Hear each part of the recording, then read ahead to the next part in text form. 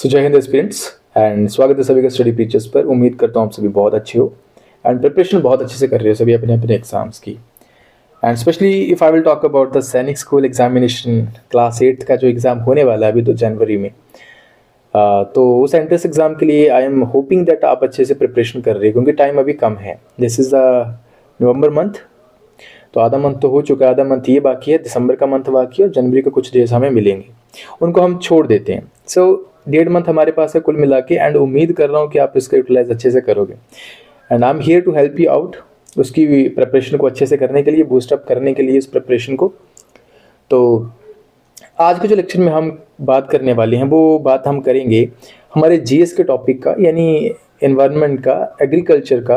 Basically ये GS में आता है कंप्लीट टॉपिक। तो आज आप जो नोट्स अभी अपनी स्क्रीन पे देख रहे हो ये मेरे क्लास नोट्स है, मेरे जो क्लास लेक्चर जो स्टूडेंट्स मेरे पास प्रिपरेशन कर रहे हैं इस एग्ज़ाम की, ये उनके लाइव क्लास के नोट्स हैं जो कि उनको मैं लिख के पढ़ाता हूँ लाइव क्लास में। तो मैंने सोचा कि ये आपको इन्हीं नोट्स के थ्रू जो वो आपको भी पढ़ाया जाए तो आपको बहुत हेल्प मिलेगी। देखो किस तरीके से आप लॉजिकली जो वो जीएस को प्रिपेयर कर सकते हो। जीएस एक इम्पॉर्टेंट चंक है, सेक्शन है इस एग्ज़ाम का। सो वही मैंने कोशिश करी है इस लेक्चर में आप सभी को समझाने की, तो वीडियो के अंत तक देखना, आप लोगों को बहुत हेल्प मिलेगी।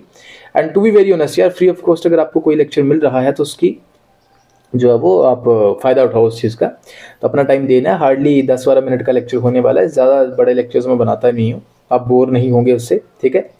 और नए है कोई यहाँ पे इस प्लेटफॉर्म पे तो प्लीज़ आप चैनल को सब्सक्राइब कर सकते हो। नया चैनल है लेकिन आपके लिए बहुत यूज़फुल होने वाला है, ठीक है, क्योंकि नई चीज़ में क्या होती है, ऊर्जा ज़्यादा होती है। यंग ब्लड जो होते हैं वो हमेशा अच्छे होते हैं लाइफ के लिए, ठीक है, वो कुछ भी काम अच्छे से कर सकते हैं जैसे कि आप और जैसे कि मैं। तो चलिए स्टार्ट करते हैं फिर आज के इस लेक्चर को।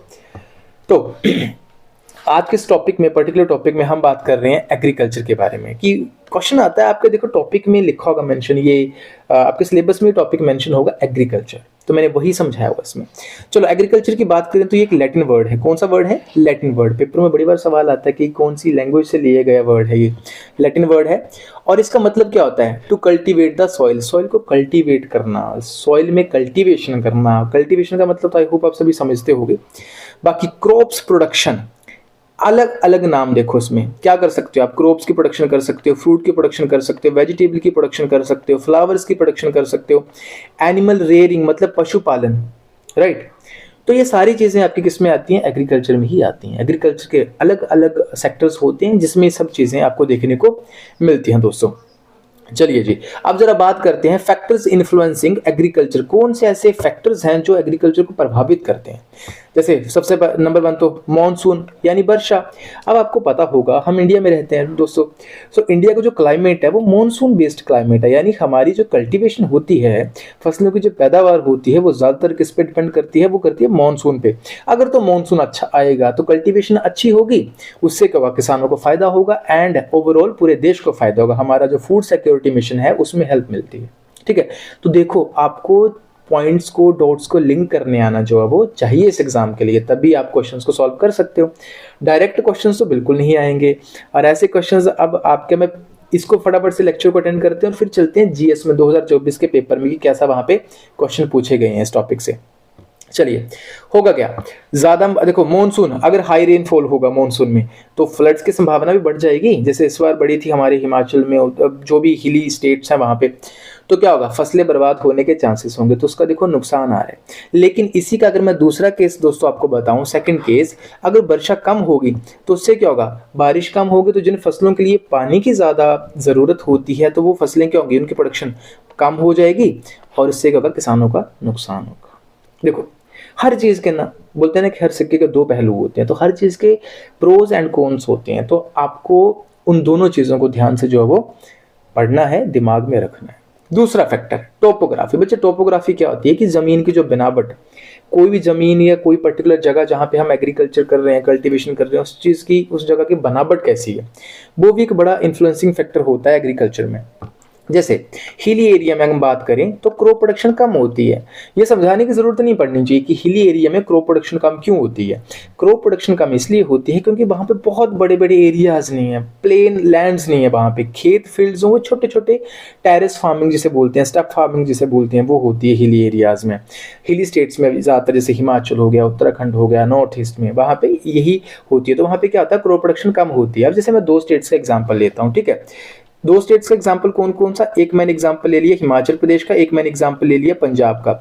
अगर आपसे मैं पूछूं कि फार्मिंग ज्यादा कहाँ पे है, तो आप डेफिनेटली आप बोलोगे कि एग्रीकल्चर प्रोडक्शन जो वो पंजाब में ज्यादा है। पंजाब प्लेन है ना, और हिमाचल में कम है, कारण क्योंकि हिमाचल हिली एरिया है। बस यही मैंने यहाँ पे समझाया हुआ है। अच्छा, एग्जाम्पल के तौर पर आप देखो, मैंने लिखा है कि हिमाचल उत्तराखंड में स्टेप फार्मिंग होती है। स्टेप फार्मिंग का मतलब क्या होता है, सीढ़ीनुमा खेत होते हैं।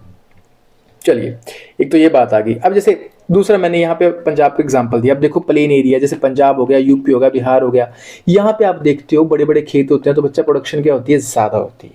प्रोडक्शन ज़्यादा होती है क्योंकि प्लेन एरियाज होते हैं। तो देखो, आप जब भी खुद भी जीएस पढ़ो, कहीं पे नहीं तैयारी कर रहे हो, कोचिंग नहीं कर रहे हो, खुद भी पढ़ो, तो आपको इस सेंस में इस तरीके से पढ़ना है, ठीक है। तो और हाँ, अभी लेक्चर के मीडियम में बीच में बता दूं, अभी 1.5-2 मंथ हमारे पास है। अगर कोई क्रैश कोर्स करना चाहता है जीएस का, या पूरे इसके आप एक गाइडलाइन लेना चाहते हो, तो आप मुझे कांटेक्ट कर सकते हो। मेरा नंबर आपको स्क्रीन पे अभी मिल जाएगा, तो आप मुझे कांटेक्ट करो। व्हाट्सएप नंबर है मेरा ये, और आप मैसेज कर सकते हो, या आप वीडियो के नीचे भी यूट्यूब पे आप कमेंट कर सकते हो, ठीक है दोस्तों। चलिए, तीसरा पॉइंट है फर्टिलिटी ऑफ सॉइल, यानी ज़मीन अगर ज़्यादा फर्टाइल होगी तो प्रोडक्शन भी क्या होगी, ज़्यादा। लेस फर्टाइल होगी तो प्रोडक्शन भी क्या होगी, कम। यानी जमीन की फर्टिलिटी एक बड़ा ही इन्फ्लुएंसिंग या मोस्ट इंपॉर्टेंट फैक्टर है when it comes to the agriculture. चौथा, इरिगेशन फैसिलिटीज, सिंचाई व्यवस्था। मोर इरिगेशन होगी तो ज़्यादा प्रोडक्शन होगी, लेस इरिगेशन तो लेस प्रोडक्शन होगी, ठीक है। जैसे पंजाब का मैंने यहाँ पे एग्जांपल दिया था स्टूडेंट्स को। जैसे पंजाब में ट्यूबवेल्स वगैरह, बोरवेल्स वगैरह ज़्यादा होते हैं वहाँ पे, ठीक है। आप देखोगे बड़ी बड़ी फील्ड्स में हर एक खेत में, हर एक किसान ने अपने अपने खेत में पर्सनल एक ट्यूबवेल लगाया होता है। क्यों, ज़्यादा इरिगेशन होगी तो क्या होगा, प्रोडक्शन ज़्यादा होगी, राइट। फिर 5 बात है टेक्नोलॉजिकल एडवांसमेंट्स। इसका मतलब क्या हुआ कि जितना हम एडवांस टेक्नोलॉजी का इस्तेमाल करेंगे, प्रोडक्शन उतनी ही ज़्यादा होगी, उतना ही अच्छे रिजल्ट्स हमें देखने को मिलेंगे। और जितना ही हम अपने जो पुराने एंशिएंट जो टेक्निक्स हैं उनका इस्तेमाल अभी आज भी करेंगे, प्रोडक्शन तो हो जाएगी, लेकिन उस लेवल पे नहीं होगी कि हम उससे कुछ बेनिफिट उठा पाएं या किसानों को उससे कुछ ज़्यादा बेनिफिट हो, ठीक है। तो वो भी डिपेंड करेगा। एडवांस टेक्निक्स फॉर फार्मिंग अगर यूज़ करेंगे तो हाई प्रोडक्शन होगी और वेराइटी ऑफ प्रोडक्शन हो सकती है। यही मैंने पॉइंट्स लिखे हैं। अब दोस्तों, अगर आप कोई देख रहे हो ये वीडियो, तो आप इसके नोट्स बना लो। जो मैंने यहाँ पॉइंट्स लिखे वो सारे पॉइंट्स आप नोट वाइज लिखो। वहाँ पे आप देखोगे कि आपके पेपर में डायरेक्ट यहाँ से आपको क्वेश्चन देखने को मिलेंगे, ठीक है। अगर मिलेंगे पेपरों में तो फिर यूट्यूब पे इस पे वीडियो के नीचे आके आपको कमेंट पक्का करना है, ठीक है।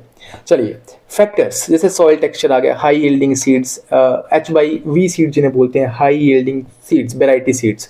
तो ये सब चीज़ें क्या होती हैं, ये सॉइल टेक्सचर बड़ा इंपॉर्टेंट है, और हाई यील्डिंग, अगर ये 2 चीज़ें अच्छी रहेंगी, इनका कॉम्बिनेशन अच्छा रहेगा, तो फसल जो है उसकी पैदावार अच्छी होगी, प्रोडक्शन काफ़ी ज़्यादा अच्छी होगी, ठीक है।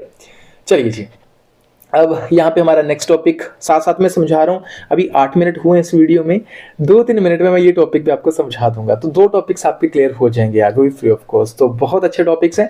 शिफ्टिंग कल्टीवेशन, दोस्तों ये आपको क्वेश्चन जो था वो प्रीवियस ईयर में आया भी हुआ है शिफ्टिंग कल्टीवेशन से। यानी कि एक जगह से दूसरी जगह जाना, एक जगह को छोड़ दिया, उसके ऊपर कुछ टाइम पे खेती करी, और उसको फिर छोड़ के दूसरी, जब उसकी फर्टिलिटी ड्रॉप कर गई, कम हो गई, तो उस जगह को छोड़ के दूसरी जगह पे चले गए, वहां पे हमने खेती बाड़ी करी। इसको स्लैश एंड बर्न टेक्निक भी कहते हैं, जूम कल्टीवेशन भी कहते हैं, ठीक है।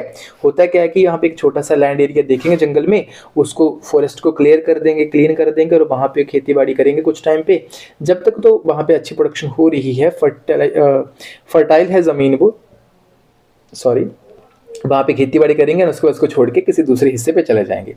कैसे एरिया सेलेक्ट करेंगे कल्टीवेशन के लिए, देखो किस तरीके से फ्लो चार्ट में मैंने यहाँ पे जीएस को समझाया हुआ अपने स्टूडेंट्स को।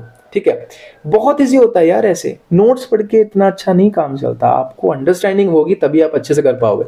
सो सबसे पहला एरिया को सिलेक्ट करेंगे, फिर रिमूव द ट्रीज, वहां के ट्रीज को हटा दो, ट्रीज को क्या करो, जो भी वहां पे पत्ते हैं ट्रीज उनको जला दो, फिर जो सॉइल वहां पे जो एशेज यानी जो पत्ते उनको हमने जलाया ट्रीज को, उनकी जो राख होती है वो मिट्टी के साथ मिल जाती है, तो ये सॉइल की फर्टिलिटी को क्या कर देती है, इंक्रीज कर देती है, it will increase the fertility of soil. इससे क्या होगा, कल्टीवेशन करेंगे तो कल्टीवेशन भी ज्यादा होगा। फिर क्या होता है, 2-3 साल के बाद या 2-3 सीजन्स के बाद सॉइल अपनी फर्टिलिटी धीरे धीरे करके लूज करती है, तो करेंगे क्या, they leave the place and find another place, और सेम प्रोसेस फिर रिपीट होती जाती है। इसे ही जूम कल्टीवेशन करते हैं या स्लैश एंड बर्न टेक्निक कहा जाता है। चलिए, अब जैसे पेपरों में अगर आ जाए कि what are the disadvantages of shift cultivation, advantages तो देख ली कि अच्छी प्रोडक्शन हो सकती है, लेकिन डिसएडवांटेजेस क्या हो सकती हैं इसकी, तो देखो दोस्तों डिसएडवांटेजेस में क्या होगा, अगर किसी जगह के आप वहां पे पेड़ कट कर रही हो तो क्या होगा, डिफोरेस्टेशन हो जाएगी, अगर पेड़ कटेंगे तो पेड़ कटने से क्या होगा, एयर पोल्यूशन भी बढ़ेगा, soil will get infertile, definitely आप वहाँ पे ज़्यादा वहाँ पे टाइम स्पेंड करोगे, उसको खेती बाड़ी करोगे तो सॉइल भी क्या हो जाएगी, वो इनफर्टाइल हो जाएगी, और इससे क्या होगा, पेड़ों को कटने से एरोजन ऑफ सॉइल होगा, और लिमिटेड फार्मिंग और कल्टीवेशन, और ऐसे टेक्निक के थ्रू जूम कल्टीवेशन हो गया स्लैश एंड बर्न, आप बहुत ज़्यादा हाई यील्ड नहीं कर सकते, हाई प्रोडक्शन नहीं कर सकते, तो आपकी जो प्रोडक्शन रहने वाली है वो लिमिटेड रहेगी, आप लिमिटेड फार्मिंग ही कर सकते हो। तो ये कुछ इसके डिसएडवांटेजेस हैं जो पेपर में डायरेक्टली उठ के जो आपको क्वेश्चन यहाँ से आपको आ सकते हैं। ठीक है दोस्तों, चलो ये तो टॉपिक था आज का हमारा, इसको यहीं तक रखते हैं। अगर आपको टॉपिक अच्छा लगता है और आपको लगता है कि भाई इस तरीके से हमें बहुत अच्छे से समझ आ रही है, तो आप मुझे कमेंट सेक्शन कर सकते हो, और मेरा नंबर यहाँ पे है, तो आप मुझसे कॉन्टेक्ट भी कर सकते हो, आपकी गाइडलाइन के रिगार्डिंग जो भी आपको मुझसे हेल्प चाहिए होगी, you can ask for that. तो अगर आपको अच्छा लगा तो आप चैनल को यार सब्सक्राइब कर सकते हो, आप सब्सक्राइब करोगे, कमेंट करोगे तो क्या होता है कि नया चैनल है तो हमें मोटिवेशन मिलता है और अच्छा कंटेंट लेके आने के लिए, आपके लिए, आप लोगों के लिए, ताकि आपको हेल्प मिल पाए एग्जाम में। ठीक है दोस्तों, thank you so very much for watching this video, have a great day.